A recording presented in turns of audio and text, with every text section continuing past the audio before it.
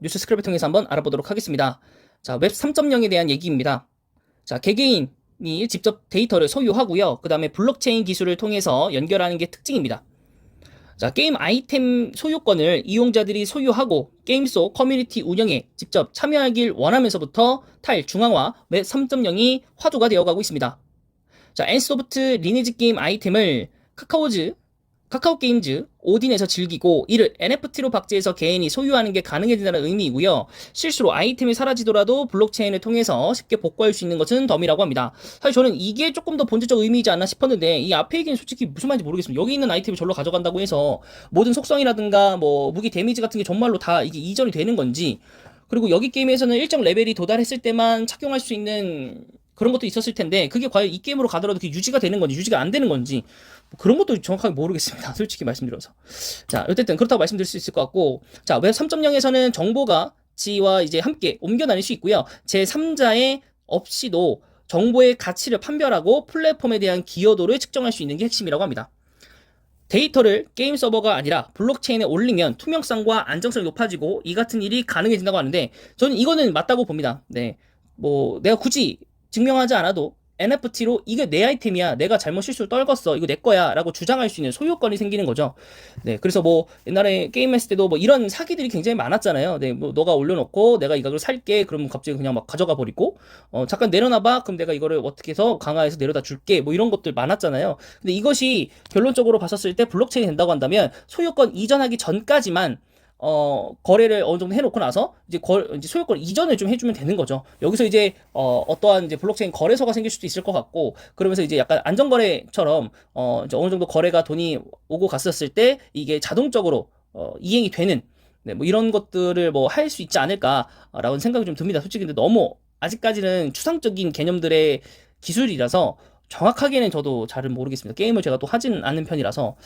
자, 그러면 일단은 게임 회사로 넘어가서 보시면 컴투스 홀딩스 같은 경우에 지난달 말 신작 게임 크로매틱 소울이라고 하는 자사 블록체인 플랫폼 C2X에 탑재해서 전 세계 출시를 했습니다. 첫 번째, 웹 3.0 게임이라고 하고 있고요. 최상위 등급의 NFT를 획득할 수 있는 NFT 퍼블릭 세일도 진행을 했었는데 6시간 만에 3,000개가 모두 다 완판되면서 높은 관심을 입증을 했습니다. 컴투스 역시 그룹 차원에서 자사 글로벌 게임 플랫폼인 하이브를 웹 3.0으로 전환하는 작업을 진행 중입니다. 직접 콘텐츠 공급자로 참여해 플랫폼을 띄운다는 구상을 갖고 있고요. C2X 플랫폼의 웹 3.0 게임을 10종 이상 선보인다라는 게 올해 계획입니다. 그렇기 때문에 올해 이미 하나를 출시했고 나머지 출시 안 했기 때문에 하반기에 정말로 우수수수 게임들이 쏟아지는, 네, 그런 상황들이 펼쳐질 것이다 라고 좀 보고 있습니다. 자, 그 다음에 커뮤니티 게임에 참여하는 모든 구성원이 기여도에 따라서 보상을 받을 수도 있어서 이용자 눈높이에 맞출 수 있는 판단이 좀 되고 있다라고 보고 있습니다.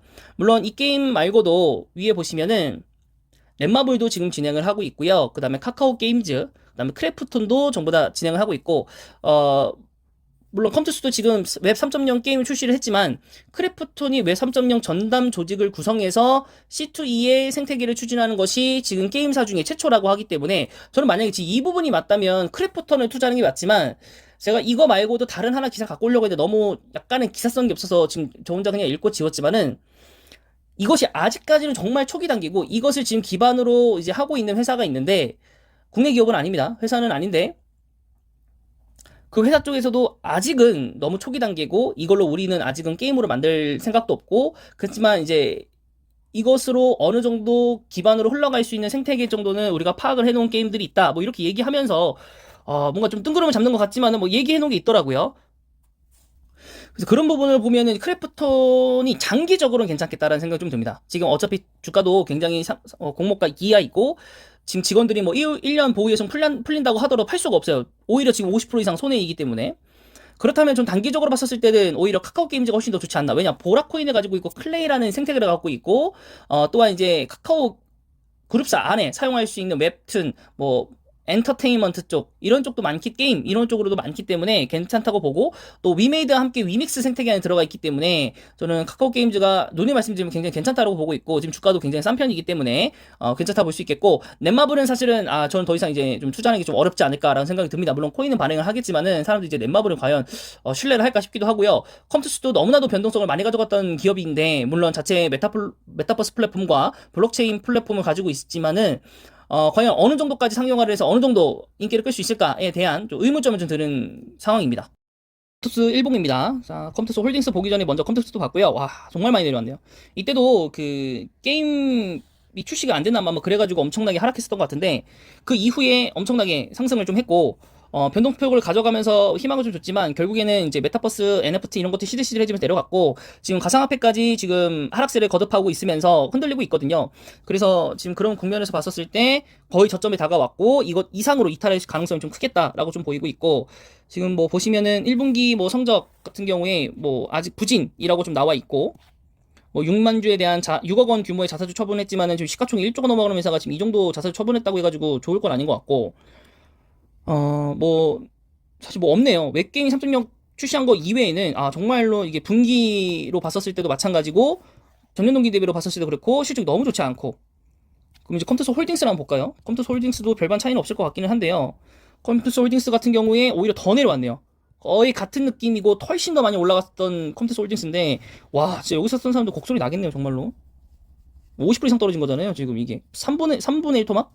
예, 거의 뭐 월봉상 반등 없이 내려 꽂혔고 더 내려갈 수도 있다라는 거. 시가총액이 지금 엄청 내려왔어요. 지금 4천억까지 1조가 넘었었던 걸로 기억을 하는데 네, 크로매틱 소울이 뭐 출시는 했지만은 목표가 33% 하향을 하였고 뭐 2.8억 원 정도의 규모의 자사주를 처분했지만 정말 이게 좋은지 모르겠고 네, 그래서 정말로 이렇게 높게 올라간 종목들은 조심하셔야 됩니다.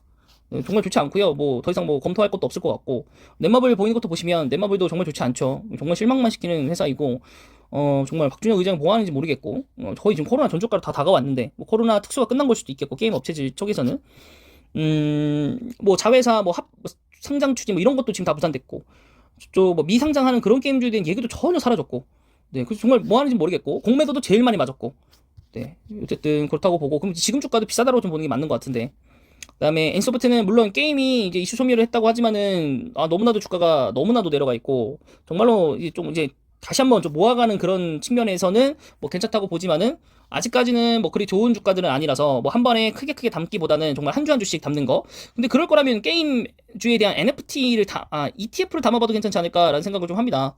이렇게 된다면. 그다음에 크래프톤 아까 안 봤었죠? 네, 일봉상으로 보시면 이렇게 되어 있고요. 와 정말 많이 내려왔습니다. 네, 공모가보다 지금 못한 상태에 출발했던 게 여기거든요. 지금 못 팝니다. 지금 1년 보유에서 풀려도 못 팔아요. 텐센트도 이거 감히 텐센트는 다를 수 있겠죠. 그렇네요. 텐센트는 다를 수 있겠네요. 네네. 그렇네요. 텐센트는 다를 수 있어요. 그쵸? 네. 근데 여러 가지 좀 부분들이 있습니다. 네. 물론 크래프톤이 제가 얼마 전에 가상화폐로 e스포츠 움직인다고 되어 있으면서 여러 가지 했지만 어쨌든 SK 스퀘어는 지원을 해주는 거고 크래프톤은 이걸 가지고 게임 가지고 사업을 만들어야 되고 또 가상화폐도 해야 되기 때문에 조금 사업이 좀 너무 크지 않나 싶고 카카오 게임즈가 제일 유력한데 여기도 정말 많이 떨어졌어요 지금. 저는 지금 어떤 종목을 담더라도 나쁘진 않을 거라고 보고요. 그 다음에 오히려 하나만 더 본다면 이제 펄어비스인데 펄어비스 왜 설명드리면 이 웹 3.0에 대해서 지금 큰 지분을 갖고 있는 회사가 자회사로 편입이 되어 있어요. 펄어비스에게. 그래서 펄어비스는 나중에 웹 3.0에 대해서 그 회사가 뭔가 미국에서 상장을 한다든가 뭐 이런 거에 대한 모멘텀을 갖고 있을 수 있겠지만 굉장히 먼 미래다라고 볼 수 있겠고 지금 주봉상으로 보실 때 월봉상으로 보실 때 게임 하나가 이제 망했기 때문에 정말로 이게 엄청 올라갈 거다 해서 지금 올라간 거거든요. 이미 반토막 났고요. 어쩔 수 없죠. 이렇게 갔을 때는 방법이 없습니다. 떨어질 때 파셨어야 되는데 이거 갭 뜨고 나서 이렇게 떨어지면 누가 팝니까? 못 팔죠. 결국엔 이렇게 내려간다고 보고요. 코스닥 5위 종목이긴 하지만은 전 더 떨어진다고 봅니다.